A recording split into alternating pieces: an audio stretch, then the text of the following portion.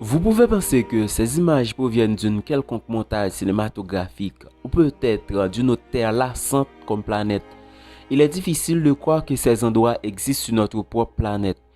Voici 20 endroits incroyables qui existent réellement sur notre planète. Numéro 20.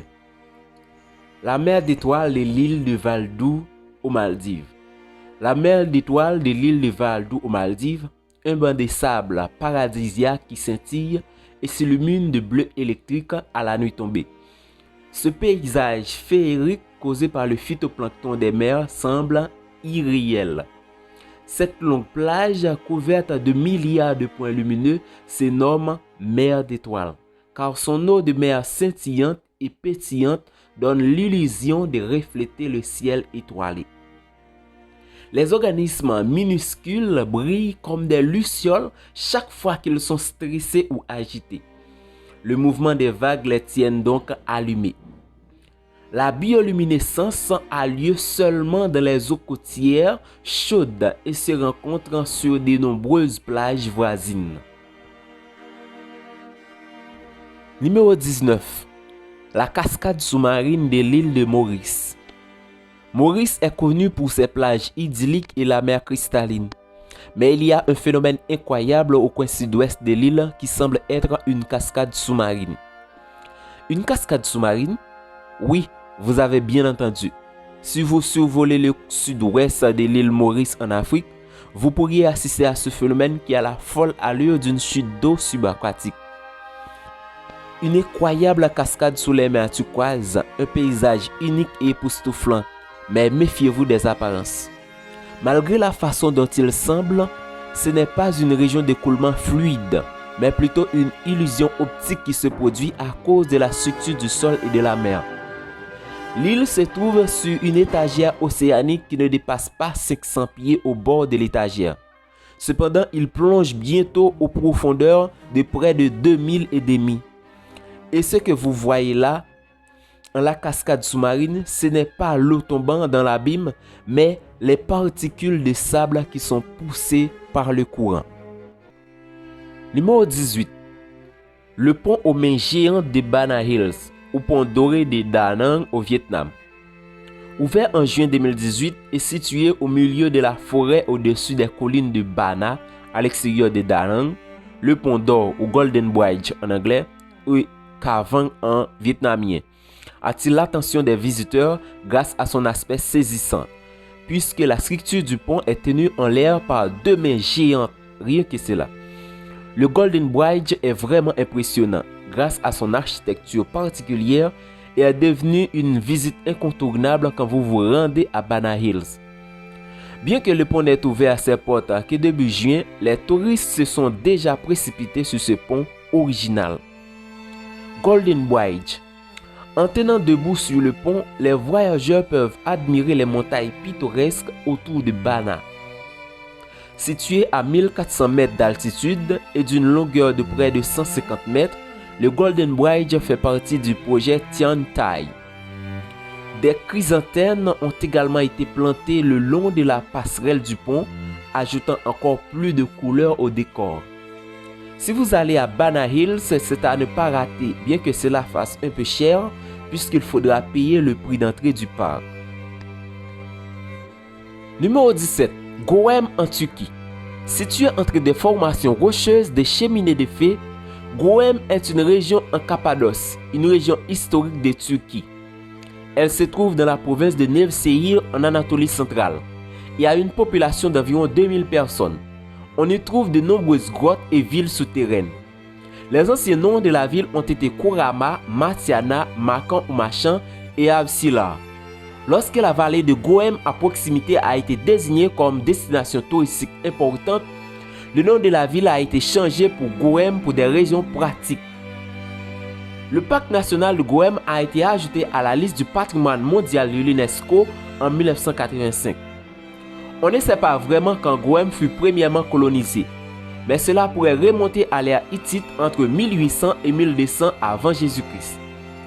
L'emplacement est central entre les empires rivaux comme les Grecs et les Perses, conduisant la population à creuser dans la roche pour échapper à l'agitation politique.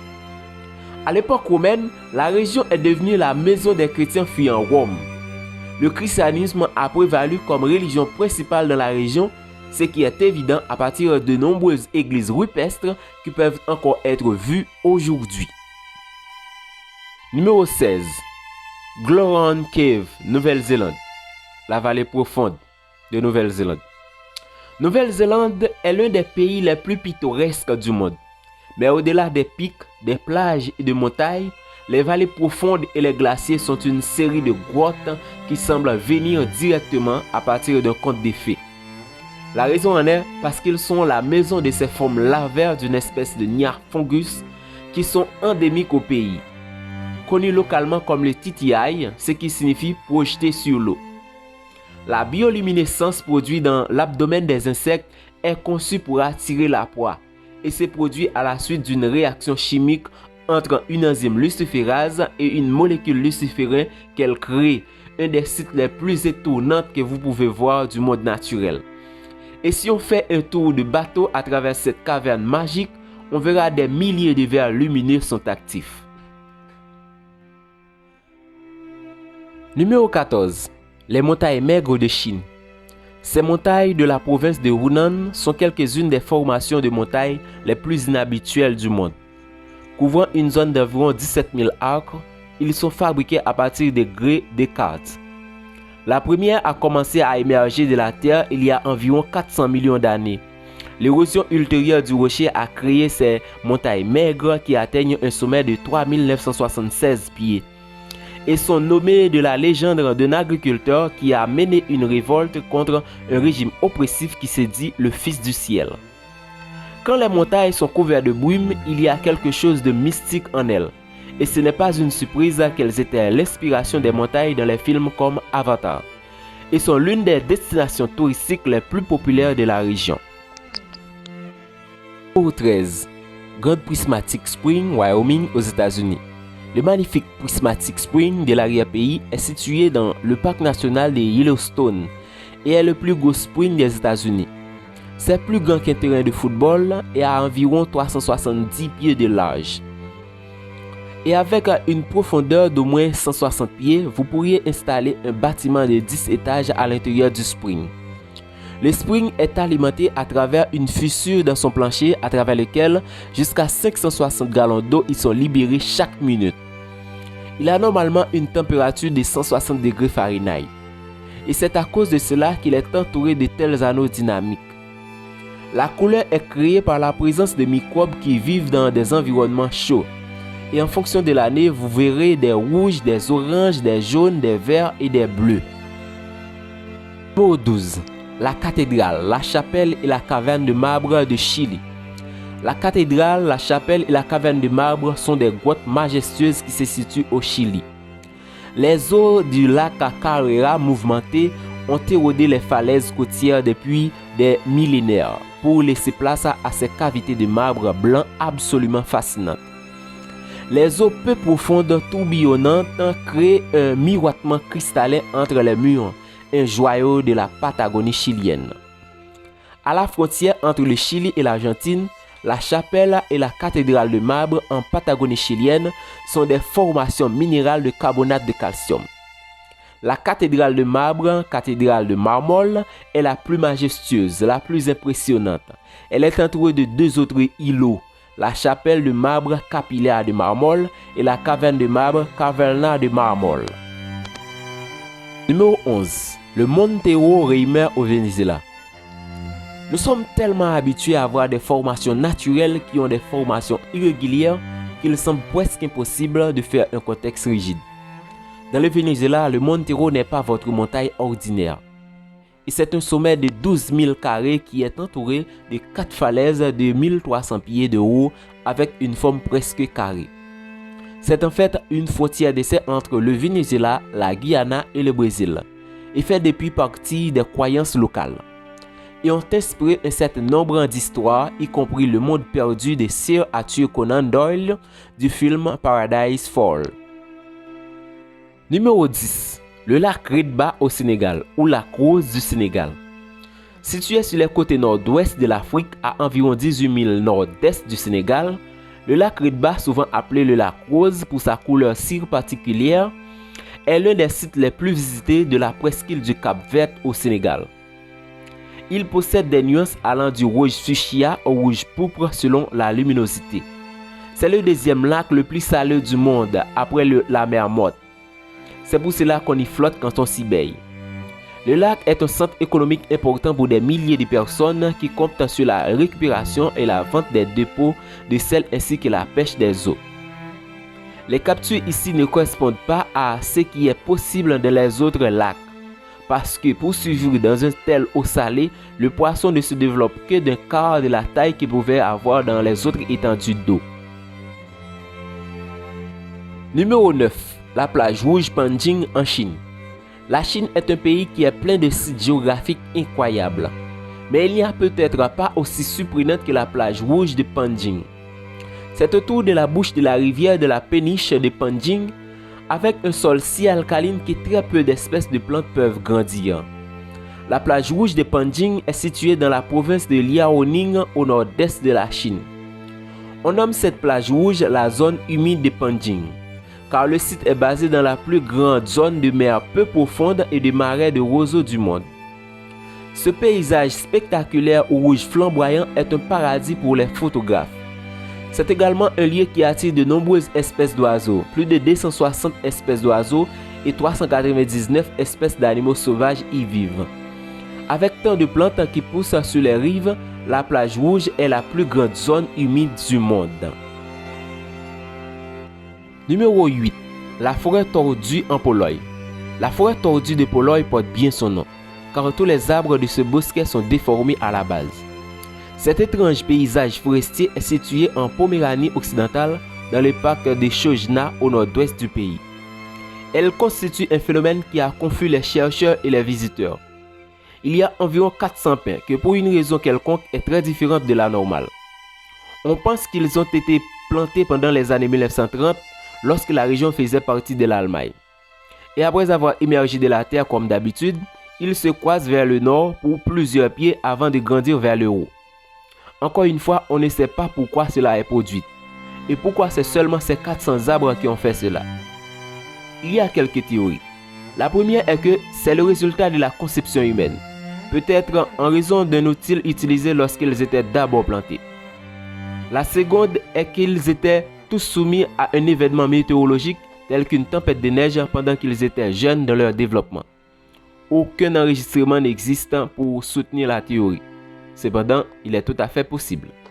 Nous ne saurons peut-être jamais. Numéro 7.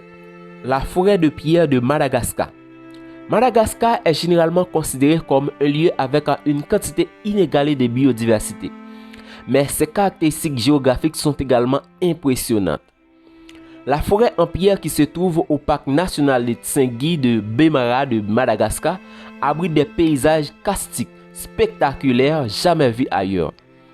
Surnommé forêt de pierre, le parc offre un paysage très particulier qui s'observe uniquement sur l'île rouge de Madagascar. Cette forêt karstique est un massif calcaire fortement déchiqueté, formant des pics aiguisés comme des couteaux. Les lémuriens se plaisent ici et on les observe facilement.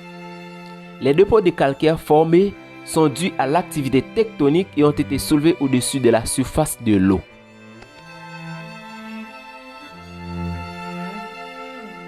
Numéro 6. Le lac Baïkal en Russie. Surnommé Perle de Sibérie, le lac Baïkal est un grand lac très ancien situé dans la région montagneuse russe de la Sibérie, au nord de la frontière mongole. Considéré comme le lac le plus profond du monde, il est entouré par un réseau de sentiers de randonnée appelé Great Baikal Trail.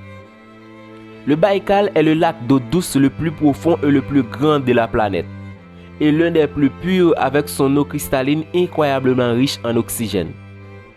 Il représente 20% des réserves d'eau douce du monde et son volume est plus important que la mer Baltique. Comme vous l'attendez, il y a une richesse de la vie végétale et animale dans la région et elle soutient d'innombrables villages et tribus. Mais la chose particulièrement incroyable à propos de cet endroit est ce qui se passe quand il se gèle. Parce que c'est formé dans une vallée, il est exposé à des vents de congélation qui soufflent de la surface. et cela conduit à la création de structures de glace incroyables qui sont difficiles à croire naturellement. L'hydrologie du lac est également intéressante. Plus de 300 rivières s'y jettent, tandis qu'une seule y prend sa source, la rivière Angara. De nombreuses sources chaudes se trouvent sur les côtés nord et sud, et les températures au bord du lac montent jusqu'à 16 et 17 degrés Celsius en été, avec une moyenne annuelle de 4 degrés Celsius en hiver. Cette mer sibérienne est couverte d'une épaisse couche de glace pouvant atteindre les 110 cm. Fin juin, début juillet, vous pourrez assister à la magie d'un arc-en-ciel lunaire, phénomène unique causé par les minuscules particules d'eau soulevées de la surface du lac par l'attraction lunaire. Numéro 5. La structure de Richa en Mauritanie. Également connu sous le nom de l'œil de l'Afrique, l'immense cratère au cœur de la Mauritanie, visible par satellite, résulte en fait de l'érosion d'un très vieux volcan. Véritable œuvre d'art naturel située dans le Sahara mauritanien, la structure de Richa est longtemps restée un mystère pour les géologues. Mais ils s'accordent désormais à penser qu'il s'agirait d'un cratère géant témoignant d'un volcan disparu depuis très longtemps. En Mauritanie, le dôme inverse est de 25 000 de diamètre, a exposé diverses couches de rochers qui apparaissent comme des anneaux concentriques.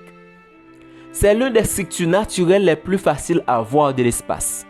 Mais incroyablement, c'est très difficile à voir du niveau du sol.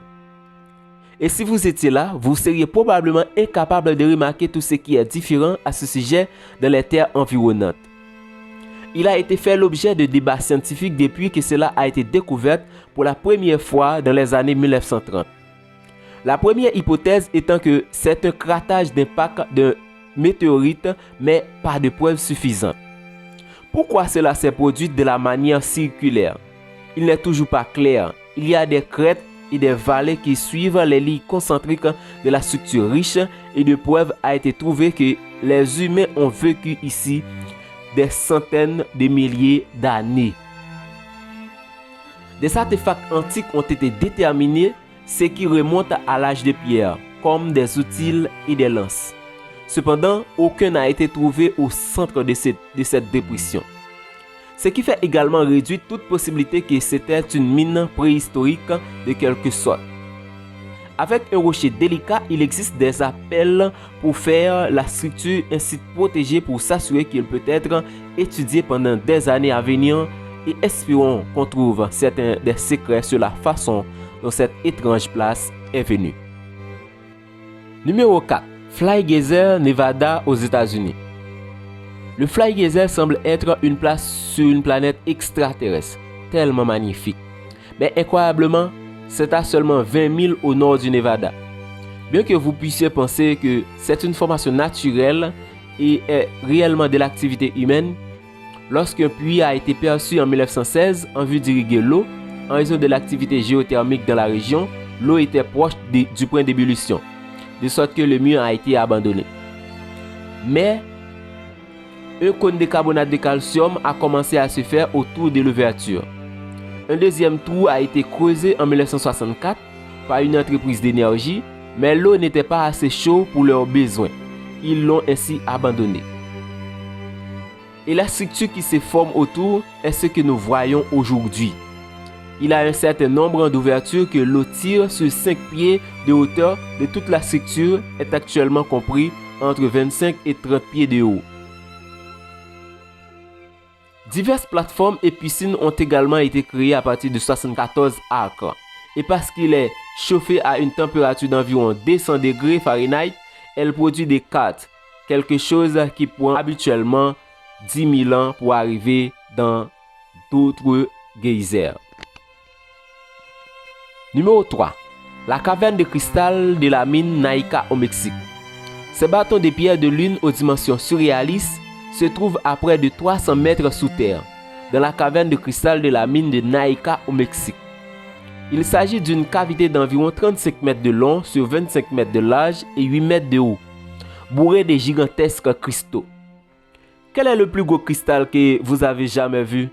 Écrivez dans les commentaires. Ce n'est rien comparé à ce qu'une équipe de mineurs ait découvert près de Nika à Chihuahua au Mexique. En 1910, une caverne a été découverte à une profondeur de 390 pieds, qui est devenue connue sous le nom de caverne d'épée. Et à leur étonnement, il était plein de cristaux de gypse qui se trouvaient à 3 pieds, 3 pouces de long. 90 ans plus tard, une autre équipe minière a pris des choses plus loin lorsqu'ils forçaient un nouvel arbre et ont trouvé la grotte cristal géante, qui était elle-même de 980 pieds sous la surface. Cette grotte avait une fois inondée avec de l'eau chaude, qui a permis aux minéraux de dépôt dans des structures cristallines. Avant de continuer, je vous invite à vous abonner à la chaîne, activer la cloche de notification, liker la vidéo. Allez, on y va. Maintenant c'est fait, revenons à nos moutons. Numéro 2. La porte de l'enfer. Le cratère de Darvaza au Turkménistan. Dans le désert du Turkménistan se trouve un gigantesque trou béant donnant sur les entrailles de la terre en ébullition. Le cratère de Darvaza au Turkménistan brûle ainsi depuis 1971. Il est nommé la porte des enfers. Non seulement l'existence des portes de l'enfer du Turkménistan est dure à croire, mais la façon dont il a été formé est peut-être encore plus difficile à croire. Les autorités étaient sur une campagne pour identifier tous les domaines des ressources naturelles qui pourraient être exploités et utilisés pour soutenir la population croissante. En 1971, les géologues sont arrivés dans la région et croyant que le sol était inférieur pour contenir une caverne qui était pleine d'huile. Ils ont donc mis en place un rallier de tests pour percer et prendre des mesures afin d'aller plus loin. Mais ils vont bientôt trouver une grande poche de gaz juste sous la surface. Selon les souches proches des opérations, à l'époque, le sol s'est effondré avant le forage ainsi que plusieurs scientifiques soviétiques supérieurs. Les chercheurs restants ont été souvent confrontés à un problème car ils pouvaient détecter de grandes quantités de méthane étant libérées du trou qu'ils venaient de créer et de croire que ce risque d'être partagé. Leurs calculs ont suggéré que la meilleure façon de traiter était de brûler les gaz. Puis, ils se référaient à quelques semaines. Il a ensuite été décidé de jeter une grenade dans le trou et les portes de l'enfer sont nées. Et depuis ce jour, il y a près de 50 ans, le trou est continuellement en ébullition. Le cratère est maintenant d'environ 230 pieds et 66 pieds de profondeur et est rempli de feu, de boue bouillante et de flammes énergiques féroces. Des plans ont souvent été rédigés pour essayer d'en éteindre pour de bon, en particulier compte tenu de son importance d'un des plus grands dépôts de gaz naturels sur la Terre, mais tel que l'ampleur du problème avec celui-ci n'a pas encore trouvé de solution adéquate.